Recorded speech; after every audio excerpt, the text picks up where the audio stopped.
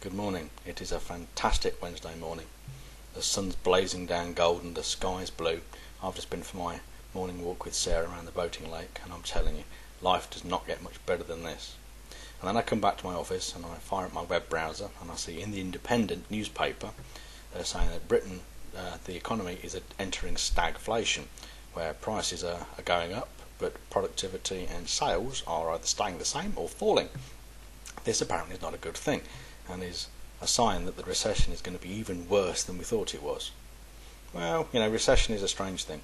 I was on the phone last night to a client and we were talking about the recession, and basically we reiterated the comment, I can't remember who said it first, about I hear there's a recession but I've decided not to participate.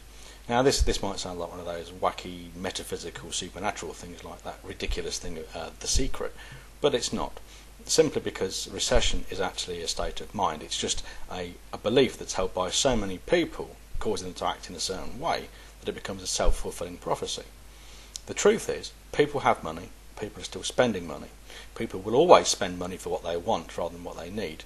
But to put it in perspective, back in the Depression, when things were really, really bad back in the 1930s, there was something like 70% employment and 30% unemployment.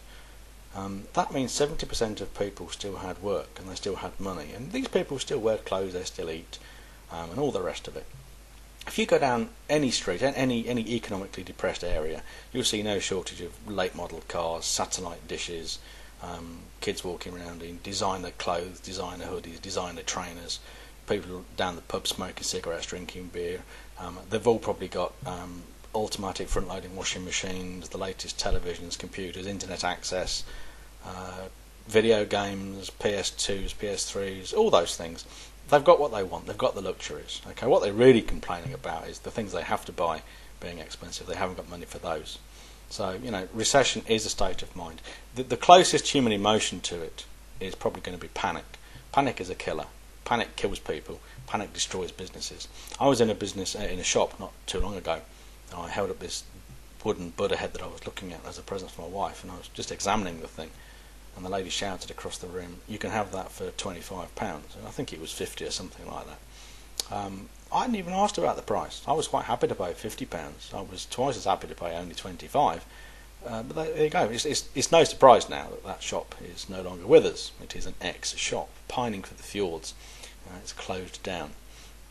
So whether or not you choose to participate in the recession is actually down to you. If you actually grow a bit of a spine, some backbone, and refuse to participate, you won't be subject to it. Yes, business might be harder to get. People might be more reluctant to spend their money, but they still will. They still have to. And there's no shortage of it. You've just got to get yourself in a position where people believe that you are the best person to spend their money with. And how do you do that? Well, the first thing you do is you don't prostitute yourself to clients and customers because you're afraid you can't get a quality relationship any other way.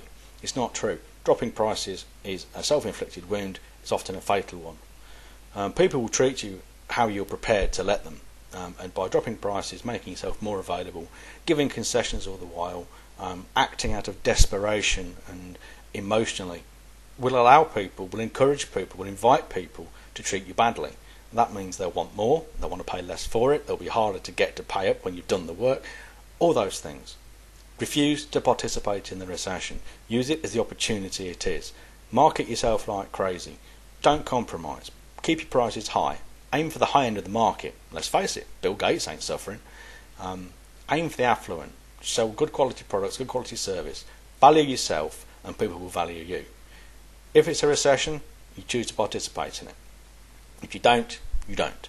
Jim Rohn said once, you can't control the government, you can't change the fact there's a government, you can't change the fact you've got to pay taxes, you can't change other people, you can't change the weather, you can't change the world in which you live, you can't change the fact that one day you are going to die.